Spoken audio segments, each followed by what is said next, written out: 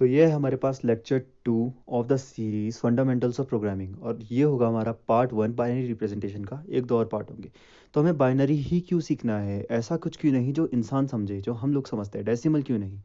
क्या कंप्यूटर हमसे बोल रहा है कि हम सिर्फ बाइनरी समझते हैं, तो तुम्हें प्रोग्रामिंग ही बाइनरी में करनी है?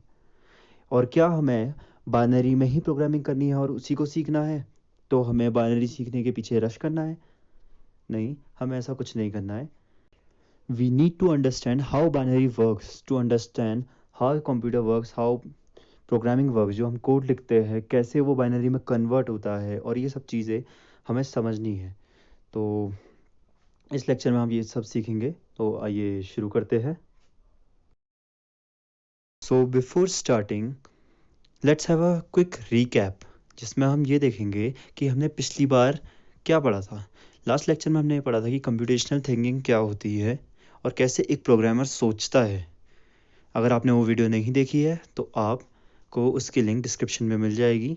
ये कंप्लीट सीरीज़ है, मैं आपको प्रेफर करूँगा कि आप शुरू से पढ़ें। फिर उसके बाद हमने देखा था कि कंप्यूटर साइंस क्या है, जो कि एक सब्जेक्ट ना होकर it's all about problem solving. तो आज का लेक्चर शुरू करते हैं। आज हम पढ़ेंगे कि बाइनरी क्या होता है। देखो, जैसे हम इनपुट दे रहे हैं कंप्यूटर को कुछ, उसके बाद वो ये जो आपको ग्रे बॉक्स दिख रहा है, इस ग्रे बॉक्स में कुछ प्रोसेस हो रहा है, उसके बाद हमारे पास एक आउटपुट आ रहा है।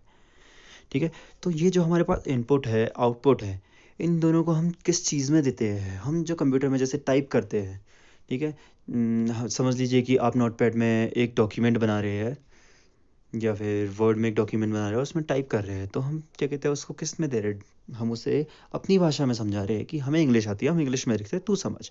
लेकिन कंप्यूटर किस भाषा में समझ रहा है? वो बाइनरी में समझ रहा है।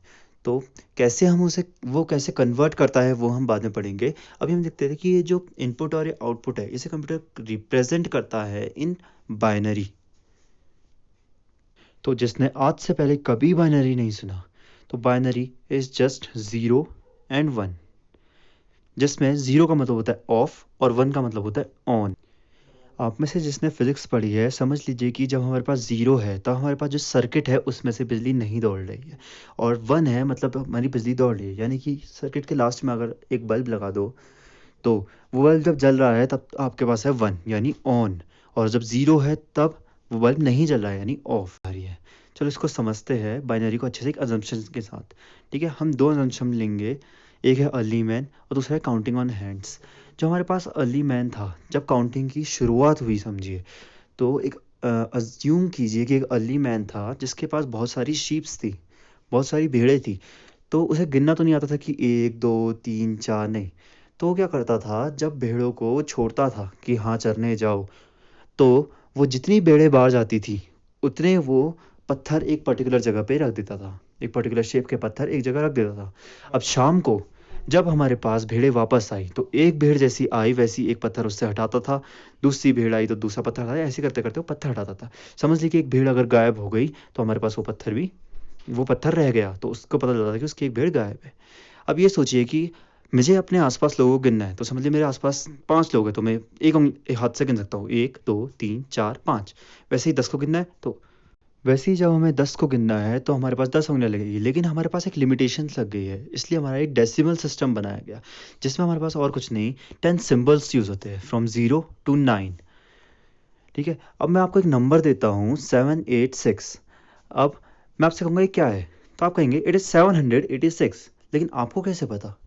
क्योंकि हमारे अंदर हमने बचपन में एक चीज़ पढ़ी है जिसके हमें ये पता है 786 is 6 into 10 to the power 0, 8 into 10 to the power 1 and 7 into 10 to the power 2। और इसको हम अपने माइंड में बहुत ही जल्दी से कैलकुलेट कर देते हैं कि ये हमारे पास 7 into 100 10 to the power 2 100, plus 8 into 10 to the power 1 10 to the power 1 10, plus 6 into 10 to the power 0 किसी की पावर 0 यानी 1। तो हम जब इनको प्लस करते हैं तब हमारे पास बनता है 786। ठीक है, ये हमारा डेसिमल सिस्टम है। वैसे आप समझ लीजिए डेसिमल में आपके पास 10 है, तो आपको पता है कि 0 into 10 to the power 0 and 1 into 10 to the power 1, तो हम उसे क्या कहते हैं 10। वैसे ही हमारे पास जो बाइनरी है उसमें हमारे पास ये 9 सिंबल्स नहीं है, हमारे पास सिर्फ 2 सिंबल्स है, एक 0 है और एक 1। अब हमें इन्हीं 2 सिंबल से सारे नंबर्स को क्या करना है, रिप्रेजेंट करना है। तो हम अगली वीडियो में ये समझेंगे कि हम कैसे खाली 0 और 1 से सारे के सारे नंबर रिप्रेजेंट कर सकते हैं। Now, we don't have enough digits in binary system. We have only zeros and ones. But with the help of these 0 and 1 only, हम सब कुछ रिप्रेजेंट कर सकते हैं जब हमें कंप्यूटर चलाते हैं उसमें। जैसे फॉर एग्जांपल हमने कहा हम सिर्फ ज़ीरोज़ और वन से टेक्स्ट को भी रिप्रेजेंट कर सकते हैं, नंबर्स को भी रिप्रेजेंट कर सकते हैं, वीडियोस को भी रिप्रेजेंट कर सकते हैं, गेम्स रिप्रेजेंट कर सकते हैं, सॉन्ग्स रिप्रेजेंट कर सकते हैं, और जितने भी हमारे पास कलर्स होते हैं उनको भी हम रिप्रेजेंट कर सकते हैं। हम आने वाले लेक्चर्स में RGB और अदर चीज़ें पढ़ेंगे, लेकिन अभी के लिए ये समझ लीजिए कि सिर्फ ये 0 और ये 1 हर एक चीज़ को रिप्रेजेंट कर सकता है इनसाइड अ कंप्यूटर। तो आज की वीडियो में सिर्फ इतना ही।